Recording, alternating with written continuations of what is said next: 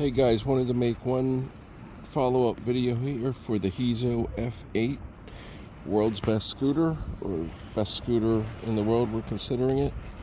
And again, little asterisk at the end, we're excluding the $20,000 and $20,000 weepheads from Korea. They're really badass machines, but they're the price of a car sometimes, so this is more for people looking to spend, a couple $1,000s on either transportation or something to do on the weekends, like a hobby, or you want to go through the park or drive along the beach or whatever it is. I'm down here at the Cape May Ferry Complex. One of the ferries is gone. One of them's in there, I guess. And it's a gorgeous night in the fall. It's like 70, almost 75 degrees at night. Beautiful warm breeze. And that's the beauty of being a local. There's not a soul around, just, chilling. Well, there's people around, but you know what I mean. It's not very crowded. Most things are sort of empty or whatever. But anyway, back to the bike. That's what we're talking about. So anyway, the Hezzo F8 we said was the world's best scooter. We gave three sort of secret weapons or reasons that this scooter is better than other scooters, even scooters costing almost twice the price. And our reason, the three secret weapons that really other scooters can't match. And I'm thinking of the Apollo X Pro and the Roadrunner RX-7. Those are in the 4,400 to 5,000 range, and this one is about 3,200, 3,300. So you're talking, a whole e-bike or e-scooter difference. So you could have this plus an e-bike, or just a Roadrunner, or just an Apollo. So I'd rather have this even straight up against a Roadrunner. And the reason is, now Roadrunner I've ridden before. I had one and returned it. It was awesome. I loved it. A lot of great things. Brakes were great, but the brakes on this are awesome. Liquid filled hydraulics. When you get the liquid hydraulics, that's when you're getting into the higher end stuff, basically. Even regular hydraulic brakes, but even look, it's got the hydraulics, so that's high end. Then it's got the hydraulics with the mineral oil, even higher end, with this nice stainless steel case here. And it's got, look at this, adjustable. I know, I've never seen that before. Adjustable brake levers. And, I'm guessing, high-end stuff has it, but that's what's cool. With this, you realize you're getting the high-end stuff. Full color display, turns on and off with NFC, so you don't need to worry about a key or anything like that.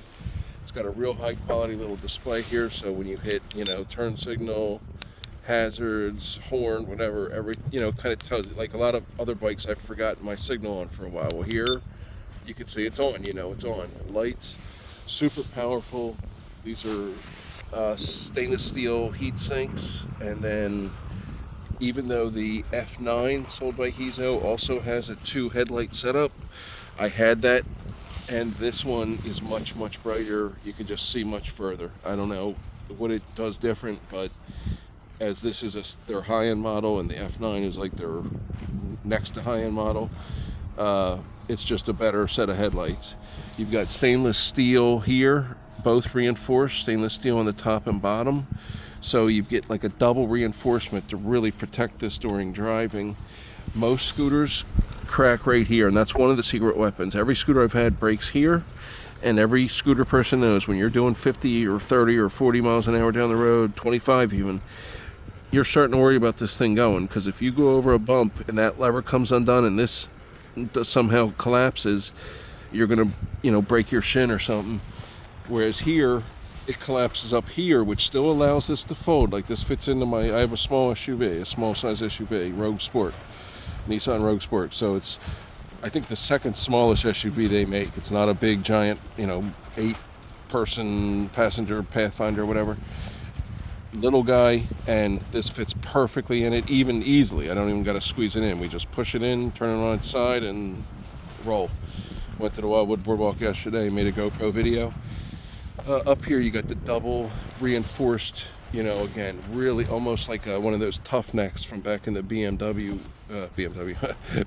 days. Remember those tough necks you had?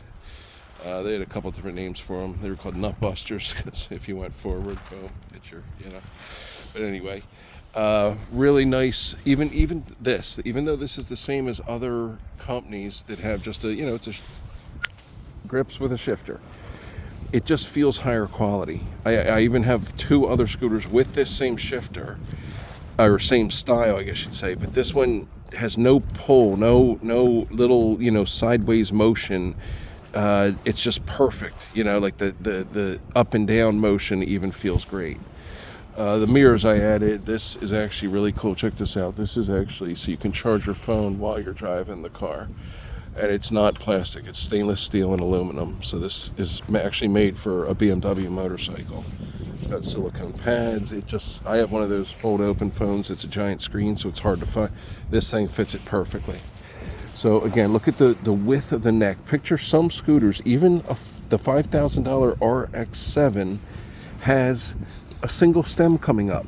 I mean, if you're a big guy, if you're 220 pounds, 240, 250, 260, 280, whatever, and you go over a jump and you land, you know, if you hit it, it's all physics, man. If you put enough pressure on a pole, I don't care how much you paid for the scooter, I don't care how much it's been designed or if it's carbon reinforced or whatever the fuck, whatever the heck, none of that matters. This is what matters. You need girth and you need, I was just going to make an off-color joke, but never mind. Go ask your girlfriend or something like that. But this is super high density stainless steel and iron. Well, this is iron, but aluminum, the 6061 aluminum. You can feel here, this is a thicker gauge iron that's, you know, almost impregnable. But then you put those two together, you add the reinforcing brackets here, you add this heavy duty double fork here for the, you know, the suspension, and then look, you got an inverted fork. Look at that machining on that. I mean, that looks like it belongs on a battleship, not a car or not a scooter or whatever, but the kind of machining you expect to see like on the valves of an automobile. And then here you have a chamber that allows for, there's some sort of adjustment here that I believe this allows for extra, you know, as the inverted shock is taking pressure, this is sort of like an auxiliary relief valve, basically giving you more shock length, I guess you'd say. Typically cheap brands will give you like 12 millimeters and better brands 14 millimeters and 16.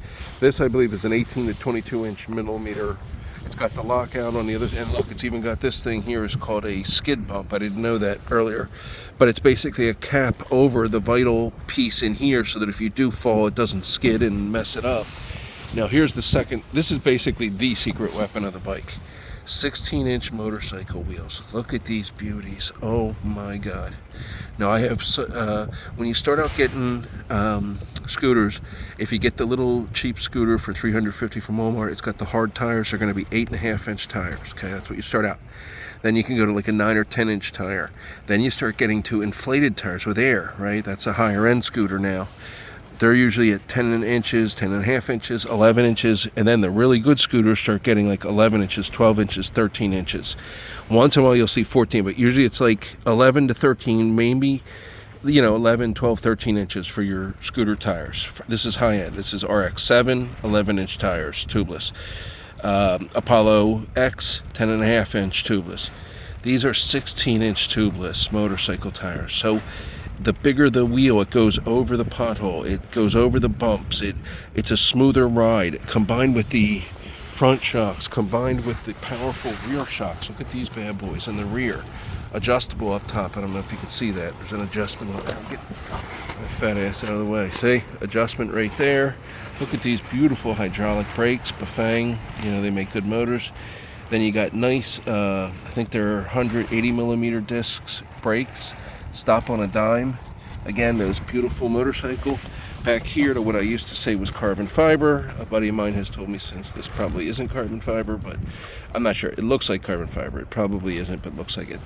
Then look at the machining, and again, look at the coming up here so you can move your thing here. Look at that. I mean, that looks like, you can tell if that was on a BMX bike, it would be one of those $1,200 rock hoppers or something. And then you got an 8,000 watt motor, but only one motor. So you're only using battery in one motor, but this thing is so powerful. I mean, 0 to 50 in like 3 seconds. What else do you need? If you need more than that, get a Ferrari. Rubber end on the kickstand. Rubber end, how great is that? And then, let me move this helmet here. So look at the size of that deck, guys. And then also, this is another secret weapon. Look at this seat. You've got the angle coming up on the seat. You've got an angle here. So instead of a post coming straight up and hurting your butt with every boom, boom, boom, here you've got a curvature right in here, okay? So you've got a curve, and from an engineering point of view, that's going to lessen the shock. On top of that, look at the size of this thing. It's huge. It's a huge, but it's not, it's cushiony, okay? Nice and cushiony, soft. Huge, but doesn't come up super high. Most of them, look at every scooter you see, the seats will be real high, almost like a, remember Kid and Play, like the high top fade? It's like a high top fade. It's like a big piece of foam, and then it's, you know, all just cheap leather around it, real high, real narrow. So when you're driving, it looks good in the picture, right? Because it's got the seat just like this.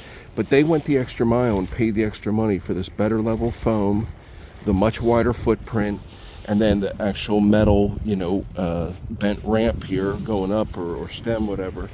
And it's just amazing. When you're driving 30 miles an hour and you're sitting your butt down, you don't want to be looking around and feeling. Even if you wear some type of armor, this accommodates, you know, that because of the size. I've worn like the full armor where you have like the butt armor going around your rear. And when you sit down on those narrow seats, you know, you're kind of teetering and falling off. I put some JBL speakers on the front and back there. One of them's on, one's off. But that gives me in stereo LEDs if I want. I can turn the LEDs off and just listen to music. But it's great to jam. I've got, you know, unlimited songs on that thing. So anyway, really great headlights. Oh, and then, okay, third secret weapon. So first secret weapon is unbelievable tires, 16-inch tires. Most have 11-inch, 12-inch, 13-inch. These are 16-inch beauties, so they blow away every other, even a weep head. Now, a lot of the weep heads do have 16-inch tires or 20-inch tires, so they would equal or exceed this. But again, that's $15,000. You know, you're talking, you get 5 of these. You know, come on, it's not really a fair fight. But even compared to the $5,000 RX-7, the Roadrunner, they've got 11-inch tires, and I don't care how good your scooter is. It's got a aluminum deck, which is nice, but you know what? I like the rubberized better. It's rubberized. I love it.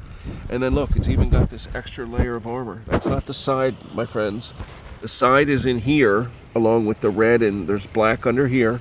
But then I can fit my finger in there, so there's a gap. That's another layer of armor, just like they do in the war in Ukraine, how the tanks put an extra layer of armor on the top, so when they're hit with a drone bomb, you know, it doesn't destroy the whole tank. Well, they took that whole brilliant concept and, you know, in engineering basically, and just put an extra layer. So, and I mean, look how it's bolted on there. I mean, that thing is on there like a son of a gun, bolted on, heavy duty, you know, 3 solid bolts on each side, and then, you know, 3 solid in the back, and then, you know, a solid in the bottom and a solid up here. So you got what, 6, 8 different, no, 9 bolts holding each side flank of armor on. That's even like a hidden secret weapon I didn't even count. So you've got the awesome seat, 16-inch wheels, and the huge battery in here. 72 amp by 50 battery. My sister and I went to Wildwood the other day on a beautiful sunny day in the fall. We went through Maury's Pier with no one there. It was all closed, and we snuck back and we filmed it for GoPro. It was really cool. And anyway, the day we probably went for about 3 hours in Wildwood, going from North Wildwood through Wildwood Crest, all through the boardwalk. 3 hours on my 50 amp battery. Then came home, we went out to dinner, and then me and her drove over later to go see my father, who lives a couple miles away from me. Another few mile drive, and then driving back from his house. So on top of driving for 3 hours in Wildwood, we then drove a mile, a couple miles to and fro in Cape May, and then came back to my house, and I said to my sister, "What's your battery at?" And she has a bike with a huge battery. She was at 4 out of 5 squares, which is still amazing. I looked at mine, it was like this. Yep, completely full. Now, I haven't today driven that, but this is full because I filled it up. Can't be more full than full. After driving 3 hours in Wildwood and another, hour to my dad's and back, this wasn't one bolt down, not one, all full. So that right there is, to me, the 3 secret weapons. Like a lot of the other scooters will have a 25 amp battery or a 30 amp battery or a 36 amp battery or a 38 amp battery or a 40 amp battery. This one is 50 with a 72 volt with the single motor. That's the secret. See, it's a huge battery with enough 72 volt, gives it enough oomph that you're going as fast as you want to go. So it's a Ferrari if you need it to be. But then instead of having dual motors like the RX-7, the Apollo Pro, and every other high-end scooter that has front and back motors, because they want to show how fast it is, this one instead has only a rear motor in the back, an 8,000 watt motor. So that right there is an enormous difference in the front and back. And we just think that those three secret weapons are really the big difference here, that really allow this to be just above and beyond bike or scooter, electric scooter that we're calling the world's best scooter. Again, excluding the weep heads for $4,999. Okay, this is $3,299, and we think you'd love it. So go to Amazon at Hezzo F8 or go to Hezzo's website for the F8. All right, guys, have a good night. Peace out.